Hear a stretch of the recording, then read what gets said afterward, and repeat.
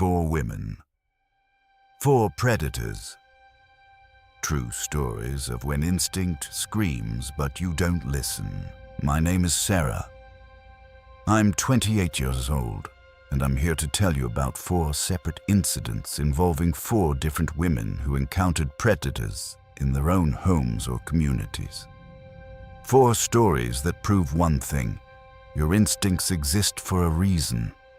And when that voice in your head tells you something is wrong, you need to listen. Because sometimes the difference between survival and becoming a statistic is trusting that feeling in your gut.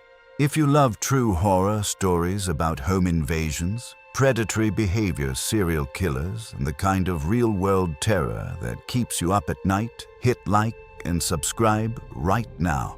And keep listening, because these 4 stories will make you paranoid about opening your door to strangers.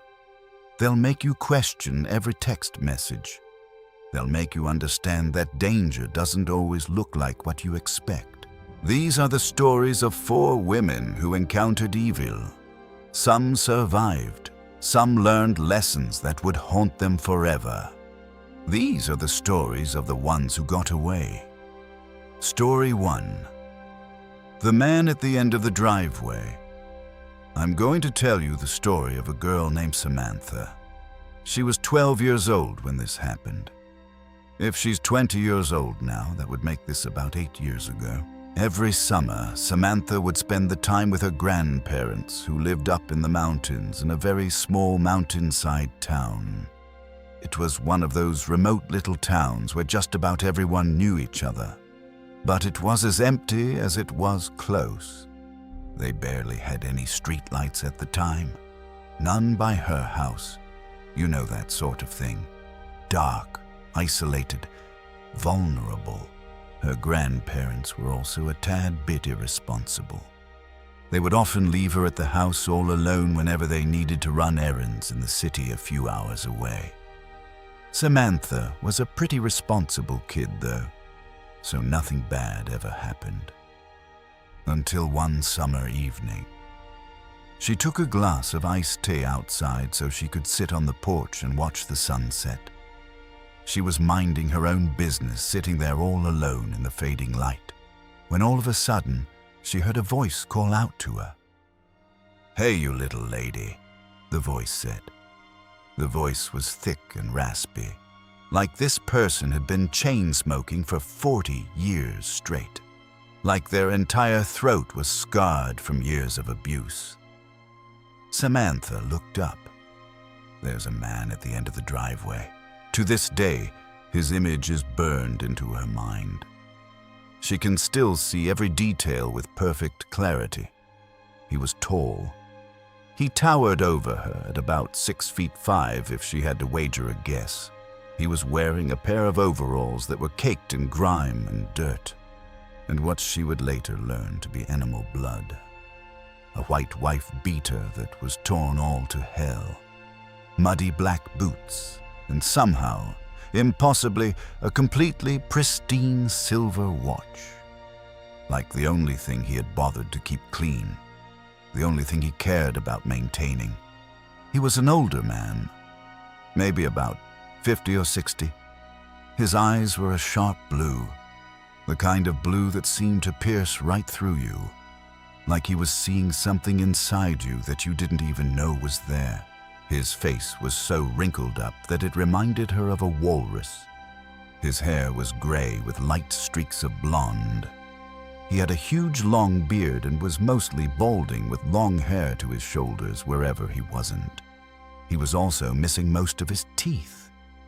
If you're wondering how she got such a good look at him, you'll understand soon enough. Samantha didn't automatically assume the worst, even if this situation was very odd, even if something about it felt fundamentally wrong. She was 12. She didn't understand danger yet. She sort of replied with a non-committal, "Yeah." He got closer to her, to the point where they were now only about 10 feet apart, his smile growing wider as he approached. "Do you have directions to 1, 2, 3, 4 Forest Lane?" he asked. That was her address, her home, her sanctuary. That's here. This house. Are you looking for my grandparents? They aren't home today. Samantha replied. Big mistake. She later understood that the most naive self thought nothing bad of this entire situation. She was just trying to be helpful, trying to answer a simple question from a stranger. He nodded, and this grin formed on his face. It was positively toothless and genuinely sinister. It was then that it clicked, that something wasn't quite right. Good. Very good, the man said. He looked all around. It occurred to Samantha that none of her neighbors were home. Most were out to dinner or staying late at work. It was a Friday night after all. Her stomach sank. The man looked back at her and seemed to scan her up and down, his eyes traveling from her head to her feet and back again, evaluating, assessing, judging. You're a very pretty girl, he said simply. Too pretty to be underage, I reckon. That made her start to shake. She was frozen in her steps. And here was this man who took a few steps closer, closing the distance between them, eliminating her escape routes. He then asked her a question that chilled her to her core, and to this day, it still haunts her. Are you afraid to die, Samantha? He knew her name. She had never seen this man before in her entire life, but somehow he knew her name. That's what scared her the most. Not his appearance, not his words, but the fact that he knew something about her that she had never told him. Samantha very wisely decided to get out of Dodge. She ran into the house, slamming the glass screen door and locking it. A side note of their front door is a sliding glass door. It's weird, she knows. But it was what they had. He stood maybe about 3 feet away from the door, and after that, they just stared at each other. In her head, Samantha thought, I don't know if any of the other windows or doors are locked. He knew that she was thinking that, and so they stood in a standoff, just staring, neither moving, neither backing down. She got a very good look at the man, everything from the smallest toe to the very top of his head, each detail burned into her memory, forever. She would later be able to describe him perfectly to police. Each of them stood there, barely moving, seeming to be in an endless game of red light, green light. And whoever moved first would lose everything. The sun was setting. It felt like an eternity, but in reality they were only there for 10 minutes tops. Every 30 seconds it would get just a little bit darker, and darker, and darker. The man was slowly becoming just a silhouette. Then he was starting to disappear into the growing darkness. No street lights, no neighbors, no witnesses, no one to help her. She began to tear up and shake. She was so scared. She had never been more scared in her entire life. Was she going to die here? She was so young. There was so much she still wanted to do. So much of her life that she hadn't lived yet. If he ran to get in, what would she do next?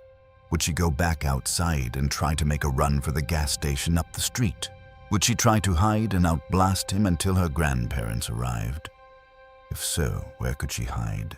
And then, by some grace of God, at that exact moment, her grandparents arrived home. The headlights shined on the man. Or at least that's where he should have been. Somehow, he was already long gone. Samantha ran to her grandparents, sobbing and telling them the entire story. They called the police, but there wasn't much they could do. No crime had been committed. He hadn't touched her. He hadn't forced his way inside. He had just been there, threatening, menacing, But technically, nothing illegal had happened. A few years later, Samantha was at her grandparents' house once again. She woke up from a good night's sleep and wandered off into the kitchen. She was serving herself some breakfast that her grandma had made.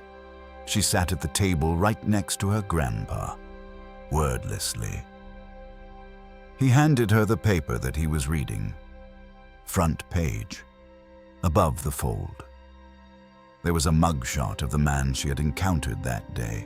He was a butcher in a remote town just a few hours away, convicted for killing and committing necrophilia on the bodies of his wife and 3 kids, then butchering them into pieces and throwing them out deep into the woods.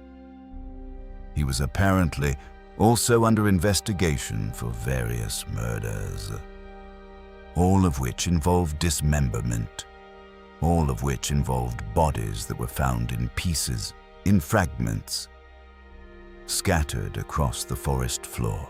I have no idea if anyone else saw this man, Samantha later told People, or knows about the case off the top of their heads. But if you do, it would be really interesting to hear about and maybe read that news article again. I wouldn't be surprised, since this is so utterly sinister in nature. Apparently, he only killed women. And if he truly did dismember all those people, Samantha would fit his victim profile to a young female. Dark hair, dark eyes, native or Hispanic origin. Her grandfather took back the newspaper after she was done reading it. And then, trying to conceal how shaken he was, he put a hand on her shoulder and said, "I'm so happy to have you here, kid." Story 2. The Basement Intruder. To give some background information, this event occurred a little over a year ago, and the person it happened to still hasn't been able to even begin to get over it. She's a 22-year-old woman, 5'4", and at the time she was 21. Her family had recently moved to a new town. There was a fair amount more rural than the town she'd previously lived in. Their house was a large ranch-style house with a basement. She was home from college, and her parents had left for the week to celebrate their wedding anniversary with their friends who lived several hours away. Before she continues with her story, she wants to give a quick layout of the house so that you'll be able to imagine the setting a bit more clearly. There were 3 doors which led into the house. One on the front porch, a sliding glass door on the back porch which did have a lock and floor-length curtains for privacy, and another door on the other side of the wall from which her bedroom led into the garage and basement. When you walk out of her bedroom and turn, you can see all the way across the house, through the kitchen, living room, and dining area, to the door of her parents' bedroom and the stairs leading up from the basement. At this point, it had been a few days since her parents had left, and so far, she hadn't had any problems. They had sent her a couple of messages on Facebook letting her know that they had arrived at their friend's house safely and were having a very good time. The day had gone pretty well, and she was sure to check that she had locked all the doors of the house once the sun started to go down. It was about 11 p.m., and she was doing her nightly routine of staying in bed and messing around on the computer when she suddenly got the sinking feeling of dread. It felt as if she was being watched, like someone's eyes were on her, like she was in danger. It was summer, and they didn't have air conditioning, so she had a large box fan in the window blowing the cool night air into her stiffingly hot room. But once that feeling settled over her, she decided that maybe she should remove the fan and close the window, just to be safe. Once removing the fan shutting and locking the window and pulling down the curtain, she felt a bit better. However, she still could not shake the feeling of dread.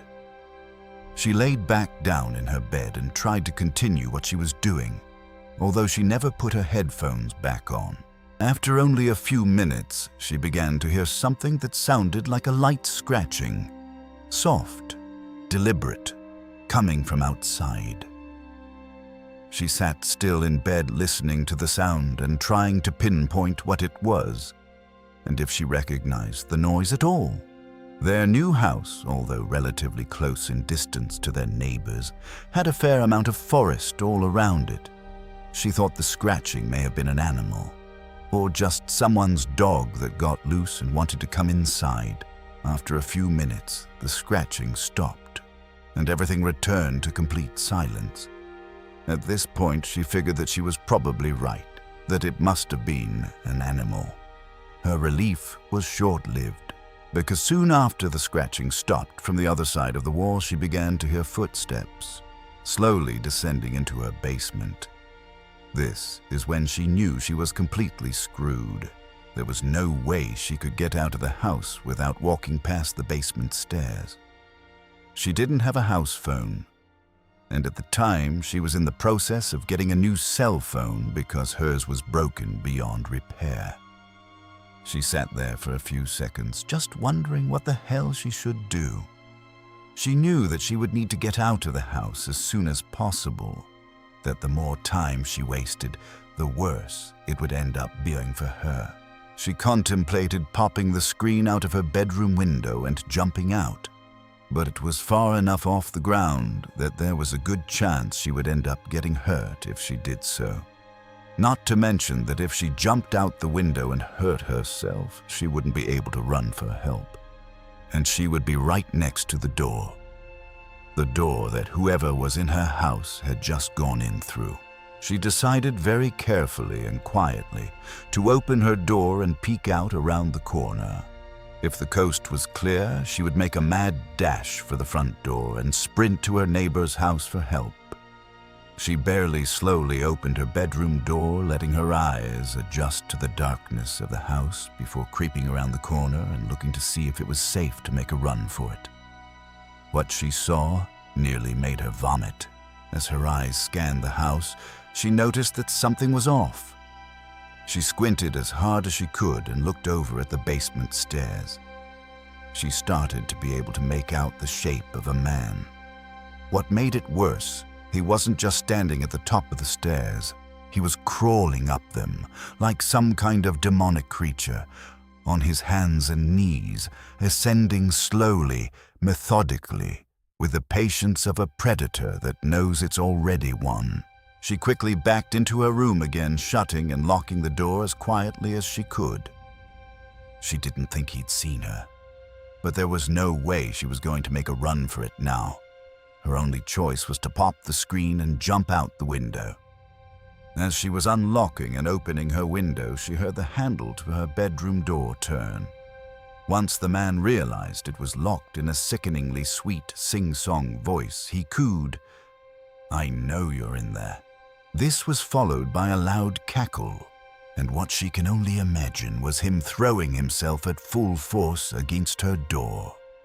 The sound was deafening. The door shook on its hinges. He was coming for her. She ripped the screen out of the window and flung herself out. Unfortunately, she landed on the wrong side of her right foot, and she was sure she had just badly hurt her ankle.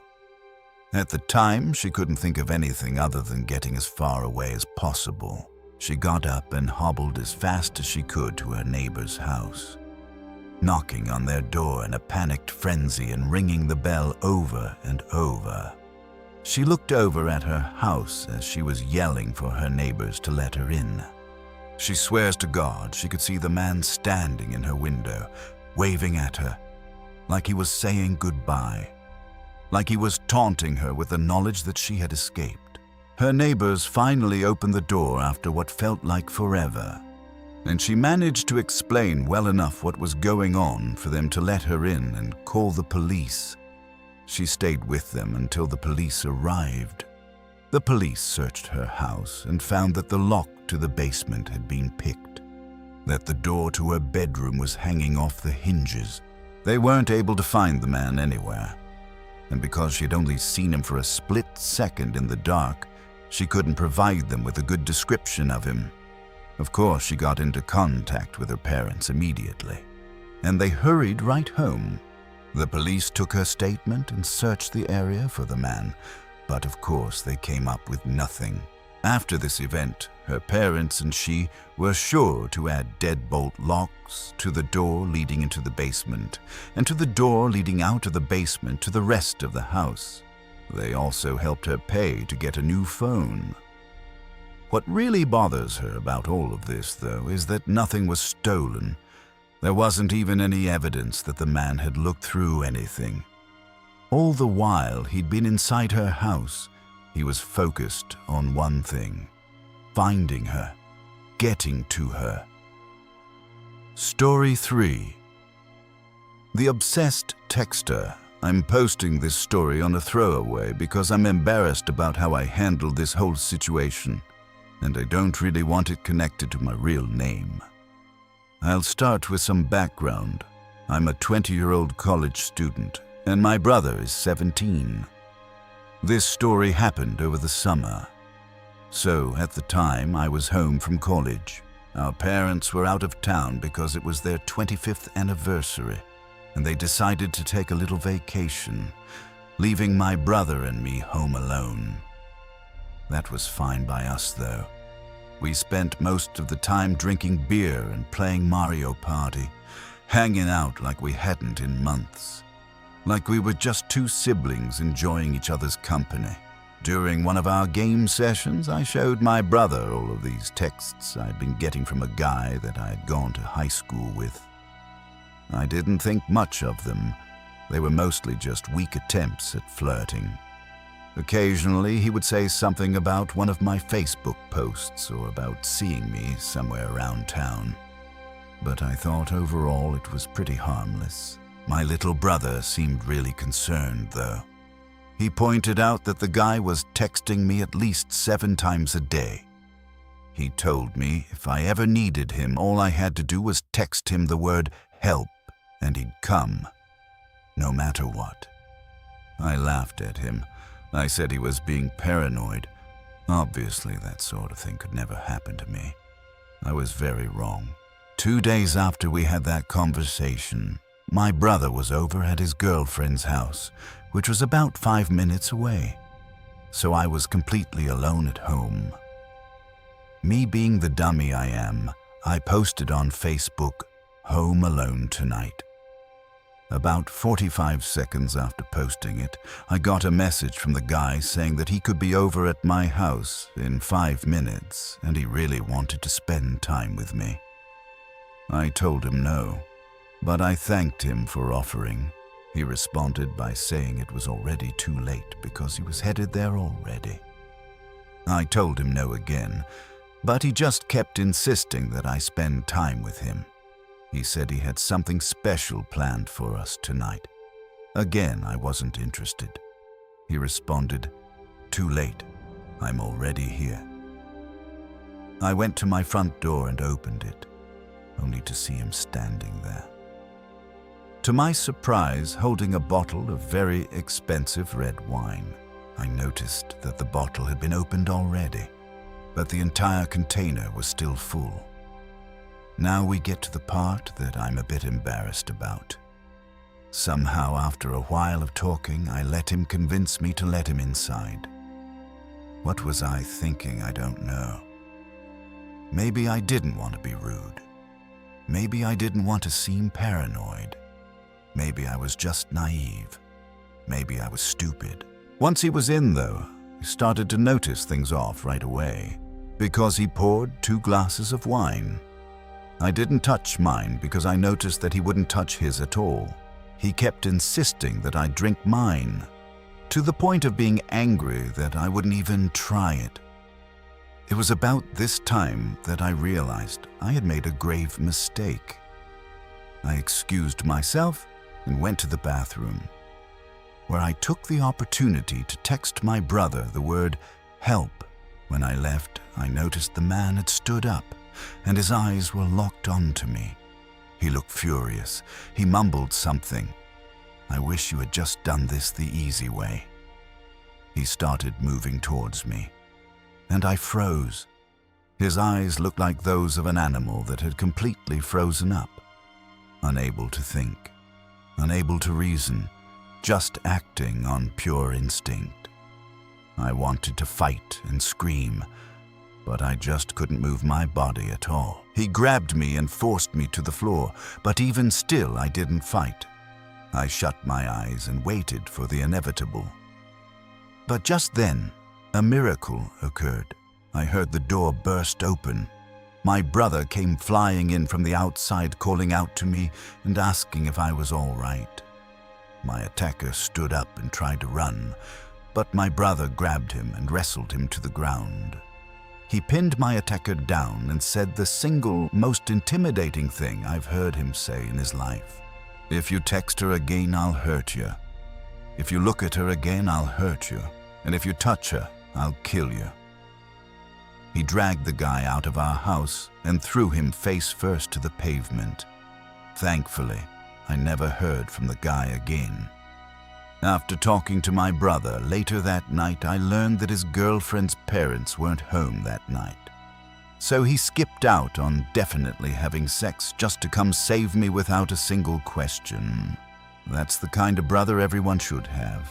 Conclusion: the lessons we learn too late. These 4 stories have taught me something that I wish I'd never learned. Evil doesn't announce itself. It doesn't come with warning signs.